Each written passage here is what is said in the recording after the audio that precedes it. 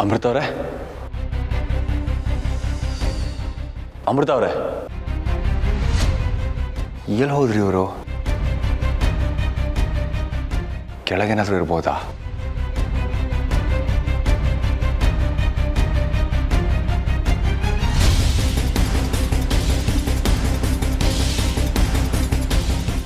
ಎಲ್ಲಿ ಹೋದ್ರಿ ಇವರು? ಎಲ್ಲೂ ಕಾಣ್ತಾ ಇಲ್ವಲ್ಲ. ಚೆಲ್ಲ ಇರ್ಬೋದಾ? ಇಲ್ಲೂ ಇಲ್ಲ. ಅಮ್ಮ, ಅಮ್ಮ.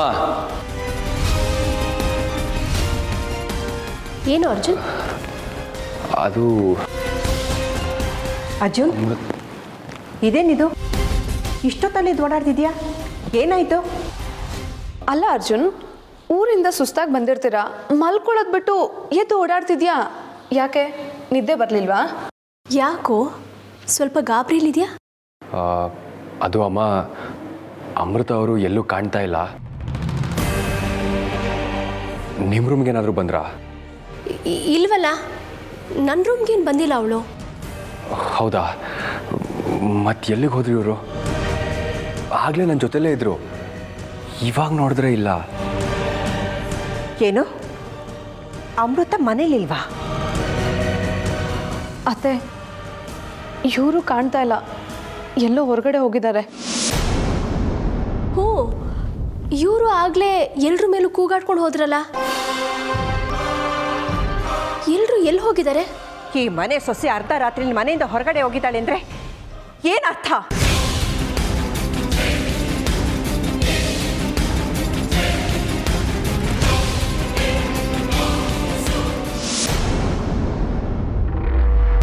ಅಣ್ಣ ಅಣ್ಣ ಅಣ್ಣ ಅಣ್ಣ,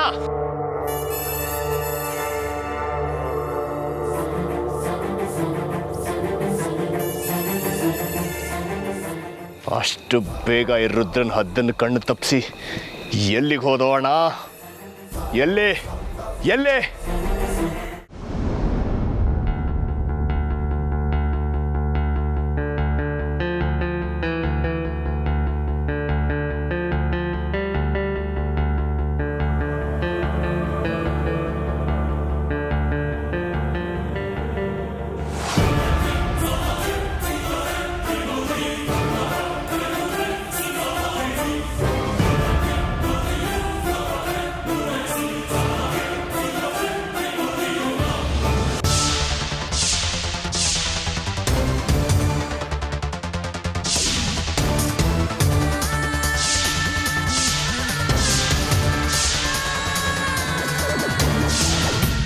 ಅಮೃತ, ನೀನು ಇಲ್ಲಿ ಇಷ್ಟೊತ್ತಲ್ಲಿ? ಅದು ಒಂಟಿಯಾಗಿ ಹೇಳು, ನೀನು ಇಲ್ಲೇನು ಮಾಡ್ತಿದ್ಯಾ? ನಾನಿರ್ಲಿ, ನೀವಿಬ್ರು ಇಲ್ಲೇನು ಮಾಡ್ತಿದ್ದೀರಾ ಅದನ್ನೇ ಹೇಳಿ.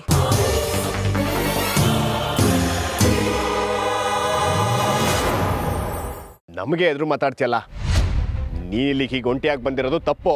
ನೀವು ಅಷ್ಟೇ, ಇಷ್ಟೊತ್ತಿನಲ್ಲಿ ಇಲ್ಲಿಗೆ ಕಳ್ತನದಲ್ಲಿ ಬಂದಿರೋದು ತಪ್ಪು. ಹೇಳಿ, ಯಾಕೆ ಬಂದ್ರಿ ಇಲ್ಲಿಗೆ ಇಷ್ಟೊತ್ತಿನಲ್ಲಿ?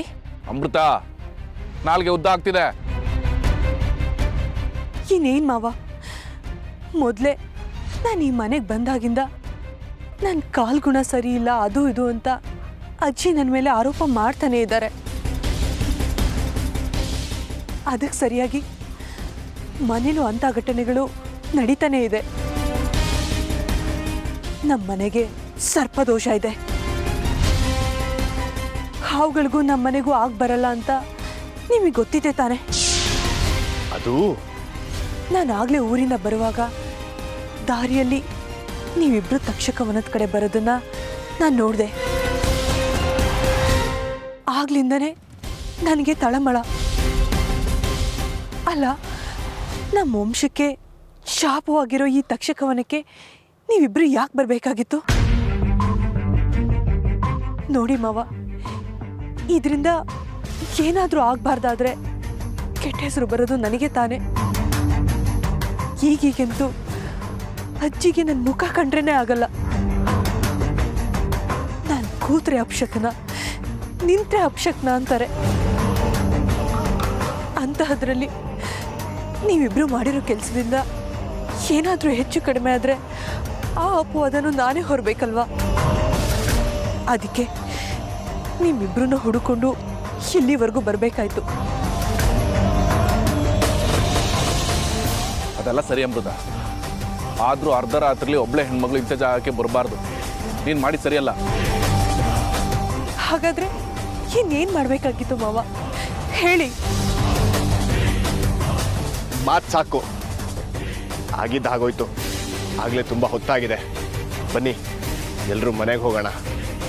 ನಾವು ಮನೇಲಿಲ್ಲ ಅಂತ ಮನೆಯವ್ರಿಗೇನಾದರೂ ವಿಷಯ ಗೊತ್ತಾದರೆ ಸುಮ್ಮನೆ ಪ್ರಶ್ನೆಗಳು ಹುಡ್ತವೆ. ಬನ್ನಿ ಬನ್ನಿ ಬಾಮ್ಮ.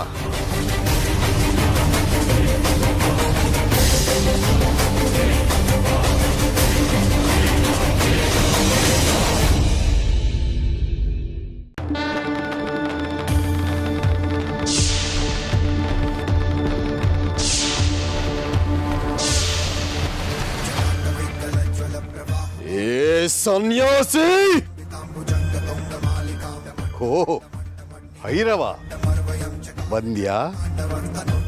ಬಾ, ನೀ ಬರ್ತೀಯ ಅಂತ ನನಗೆ ಚೆನ್ನಾಗಿ ಗೊತ್ತಿತ್ತು.